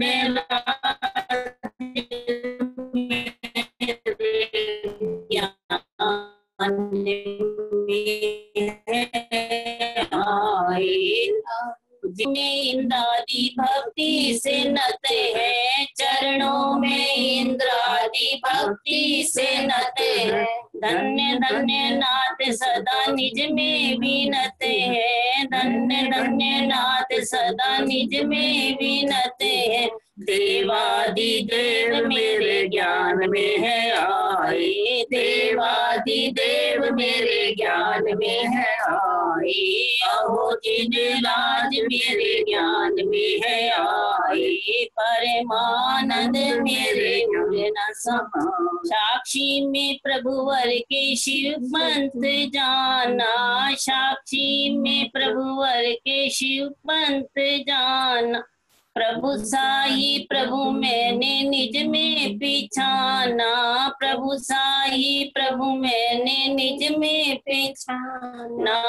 ज्ञाता स्वरूप मेरे अनुभव में आए, ज्ञाता स्वरूप मेरे अनुभव में आए।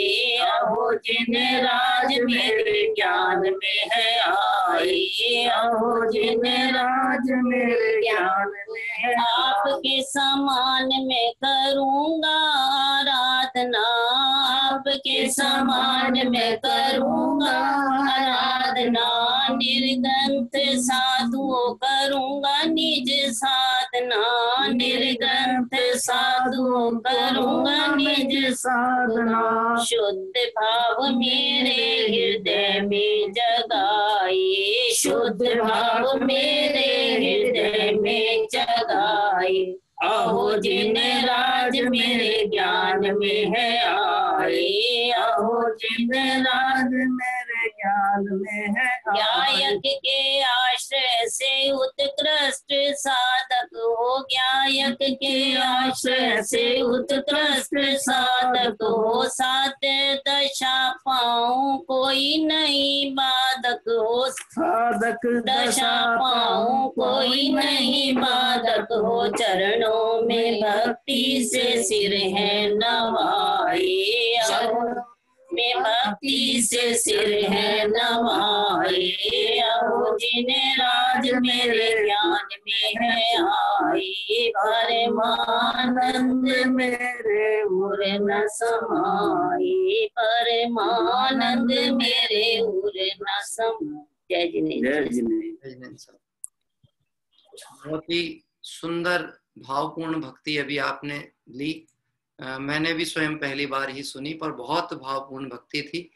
भगवंत के स्वरूप का पूरा वर्णन आया, अरिहंत सिद्ध परमात्मा का स्वरूप चित्रण यदि आपने ध्यान से सुना होगा तो जब उन्होंने एक पंक्ति बोली थी कि नहीं हो जिनके ज्ञप्ति परिवर्तन और चेतन चेतन चिद्रूप प्रवर्तन, ज्ञप्ति परिवर्तन नहीं है, ऐसा विकल्प नहीं है अरिहंत सिद्ध परमात्मा को कि इस विषय को जानूं इस विषय को जानूं, इसको कहते हैं ज्ञप्ति परिवर्तन।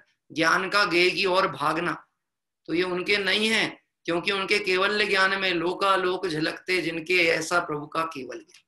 क्या कह रहे हैं, उनके ज्ञान में झलकते हैं। बाबू युगल जी साहब ने भी बहुत सुंदर पंक्ति डाली इसके लिए पूजा में। नहीं प्रज्ञावर्तन शेष हुए सब आवागमन अशेष, अरे प्रभु चिर समाधि में लीन एक में बसते आप अने। बहुत सुंदर भक्ति। निश्चित ही हमारे बहुत, मैं तो आज मुझे पता लगा कि दिल्ली से अनिल जी आप हैं, आप तो हमारे साथ बहुत समय से जुड़े हैं, तीर्थ यात्रा चलती ना तब से आप हमारे साथ जुड़े हैं। बहुत सुंदर भक्ति आपने ली। आइए भाव प्रतिक्रमण के लिए आगे बढ़ते हैं और उसके उपरांत हमारी कांता ताई औरंगाबाद से वह एक जिनवाणी स्तुति लेंगे। हे अरिहंत प्रभो, मुझसे मन वचन काय द्वारा कृत कारित अनुमोदना द्वारा समरंभ समारंभ आरंभ द्वारा क्रोध मान माया लोभ द्वारा प्रमाद इत्यादि विभावों द्वारा इस भव में या पूर्व भव में सच्चे देवशास्त्र गुरु की अभिनय हुई हो,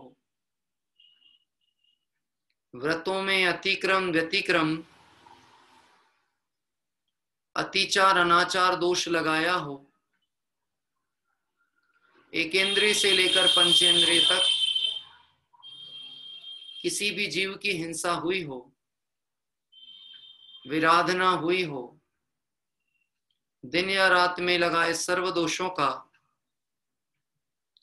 पश्चाताप व्यक्त करता हूं, क्षमा मांगता हूं, वह मेरे सभी दोष मिथ्या हों, मैं मुझ में रहूं। इस प्रकार मैं इन सभी दोषों का प्रायश्चित करता हूं।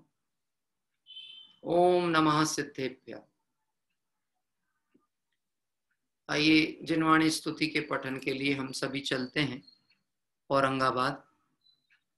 औरंगाबाद से कांता ताई, महाराष्ट्र में ताई मतलब शायद बहन को ही कहते होंगे या बड़े जो होते हैं उनको, ऐसा है ना। हाँ, किस नाम से है आपका? आप हाथ उठाइए क्योंकि आपका नाम शायद लिखा नहीं है। ये रेखा चिकते जी यही है क्या? नहीं नहीं नहीं, दिख गया ठीक है, मिल गए। हाँ जी, माइक अनम्यूट कर लें आपका।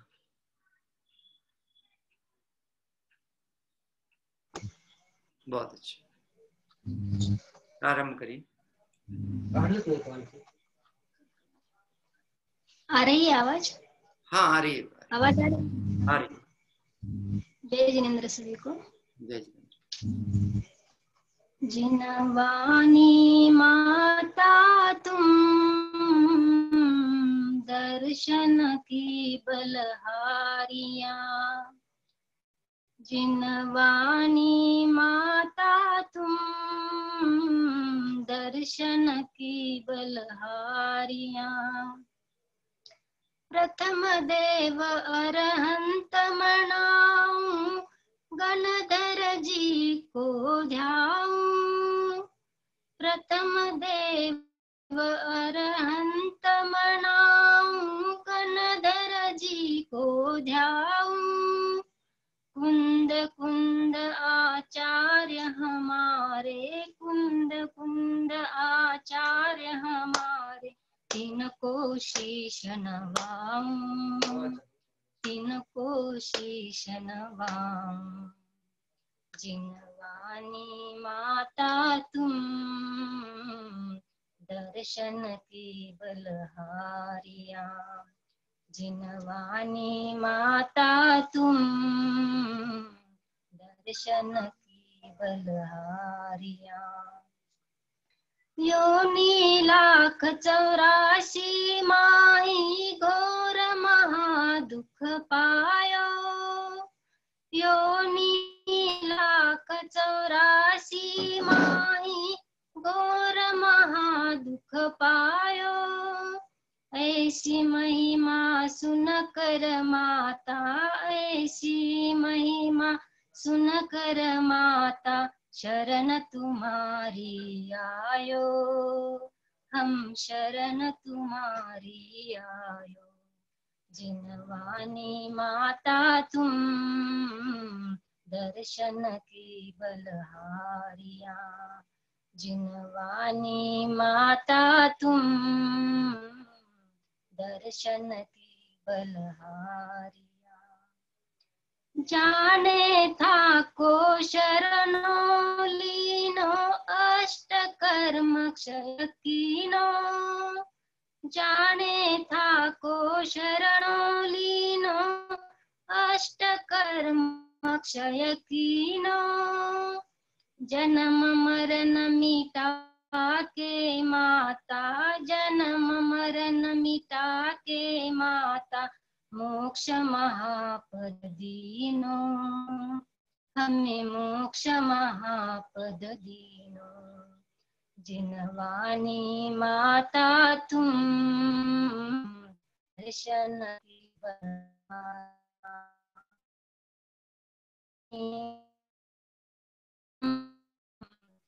दर्शन की बलहारिया। ठाड़े श्रावक अरज करत है जिनवानी माता, ठाड़े श्रावक अरज करत है जिनवानी माता। द्वादशांग 14 पूरब का, द्वादशांग 14 पूरब का, कर दो हमको ज्ञाता, तुम कर दो हमको ज्ञाता। जिनवानी माता तुम, दर्शन की बलहारिया। जिनवानी माता तुम, दर्शन की बलहारिया। जिनवानी माता तुम, दर्शन की बलहारिया।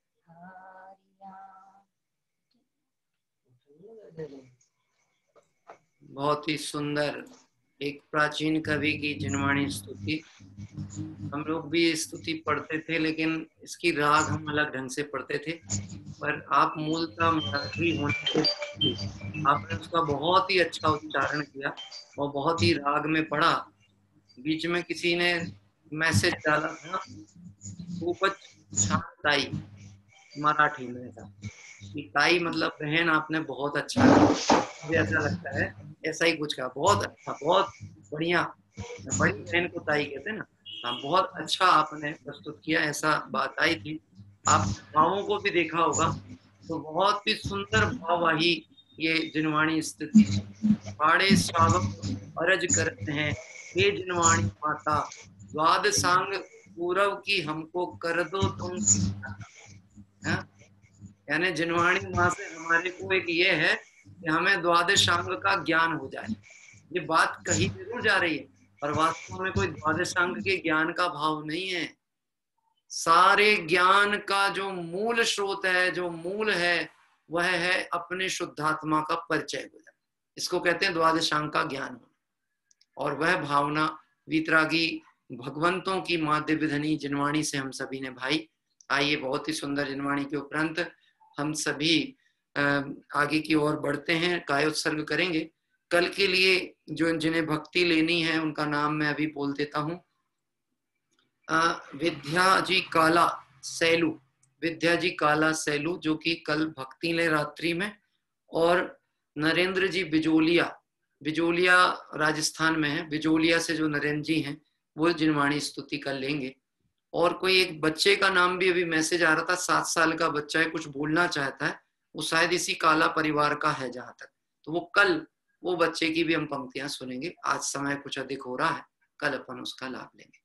आइए हम सभी 3 बार विधि पूर्वक नमोकार मंत्र का पाठ करें। नमो अरिहंताणम, नमो सिद्धाणम, नमो आयरियाणम, नमो वच्छायाणम, नमो लोए सब साहूणम, नमो अरिहंताणम, नमो सिद्धाणम, नमो आयरियाणम, नमो वच्छायाणम, नमो लोए सब साहूणम, नमो अरिहंताणम, नमो सिद्धाणम, नमो आयरियाणम, नमो वच्छायाणम, नमो लोए सब साहूणम। जबले द्वादशांग में जिनवाणी माता की जय हो। वीतरागी जैन शासन की जय हो। 10 लक्षण महापर्व की जय हो। अनंतानंद सिद्ध परमेष्टि भगवंतों की जय। कल प्रातः काल हम सभी पूजन के लिए 7 बजे जुड़ेंगे। 10 लक्षण धर्म की जो आगामी दिवस है, उत्तम सत्य धर्म, उसकी पूजन कल प्रातः काल करेंगे। और दोपहर का और दिन का जो कार्यक्रम है वो सब आपको विदित ही है। सुबह 9:15 बजे से समयसार कलश जी का स्वाध्याय होता है। दोपहर में ज्ञान गोष्ठी के माध्यम से देवशास्त्र गुरु के स्वरूप का विचार करते हैं और रात्रि में 10 धर्मों की आराधना का स्वाध्याय अपना चलता है। आप उसमें अपने अपने समय की अनुकूलता बनाते हुए जुड़े रहें, ऐसी भावना पूर्वक हम विराम लेते हैं। जिनकी को जिनवाणी स्तुति के लिए नाम भेजना हो वो अवश्य भेज दीजिएगा। भजन के लिए तो पर्याप्त नाम आए हुए हैं, पर जिनवाणी स्तुति जिसे बोलना हो और जिन्होंने अभी तक नहीं लाभ लिया हो, लाभ लिया भी नहीं हो, लाभ दिया भी ना हो, वो लोग पहले अपने नाम प्रेषित करें जिनवाणी स्तुति के लिए, तो हम उन्हें आमंत्रित करेंगे। हम सभी इसी तरह 10 धर्मों की आराधना करते हुए अल्प काल में सर्व दुखों से मुक्त होकर सिद्धत्व दशा को प्राप्त करें, इस भावना से विराम लेते हैं। सभी साधर्मियों को जय जिनेंद्र।